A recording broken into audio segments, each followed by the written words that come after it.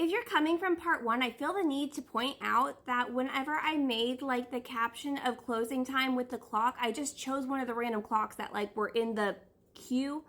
And when I looked up, it was midnight. And the one that I chose was like the clock strikes midnight. And we were getting, this is like a closing situation. They need to close out the tab. They've been running this tab for too long, been running from themselves for too long, causing chaos and confusion out into the world.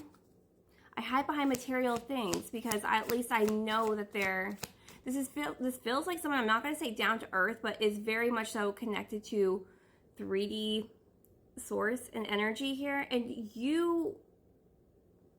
I'm getting the word metaphysical, mystical. You weren't something that they could rely on because it wasn't something they had experienced. They understood wealth, they understood money, they understood transactions, they understood what you got to do to get ahead to the next place, but they didn't understand that you could just exist and the universe provides. And there's something about you where like, what's your game here that you're pulling because you just exist and the universe just gives to you.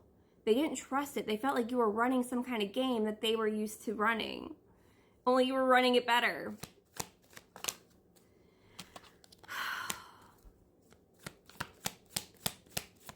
There's something very freeing about your energy.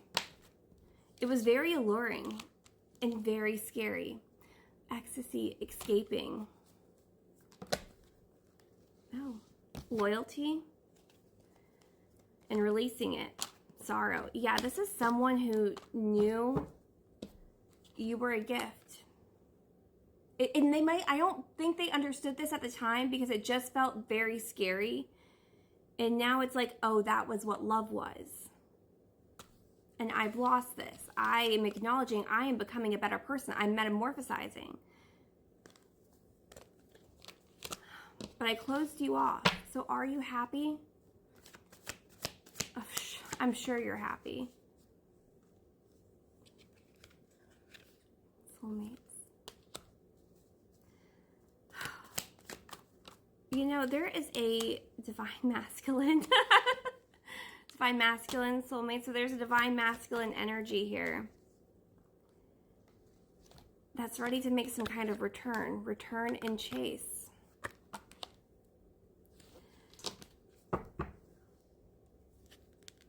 If they are in a connection, they're getting out of it.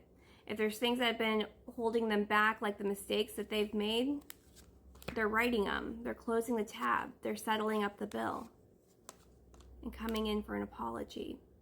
You gonna give them an apology? Are you gonna give them an apology? Are you gonna give them an apology? They want an apology from you too. What? Okay. What's up? Boundaries. You cross some boundaries. Mistakes were made, possibly on both sides. You may have acted in a very emotional way. This is someone who's very stoic, very like hides their feelings, very, as we were getting, closed off. It's not so much that they want an apology. I think what it is here is that they're hoping that you're able to understand it from their side. Not that they want forgiveness. Like, they don't want to be let off the hook here. They know they have to settle up. They're just kind of hoping that maybe you can see it from their perspective, but how they didn't understand what this was, and it was scary to them. And the more emotional, and I'm getting like very flamboyant, big, like in your face energy, your high emotions, that made them like curl up even more into a shell.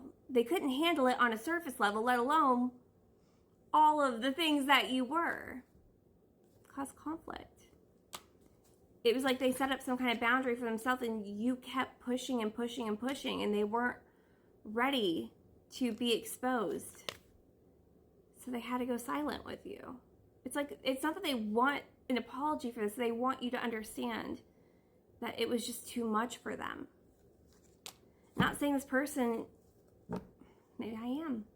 I was gonna say, I'm not saying this person is your person. We are getting soulmate energy and commitment, but it's like they are in a better headspace. They're they're in a better spiritual space. They're not as materialistic. They realize they hid behind those things because they didn't want to deal with their emotions. And yeah, they want to deal with this. Let's go to part 3.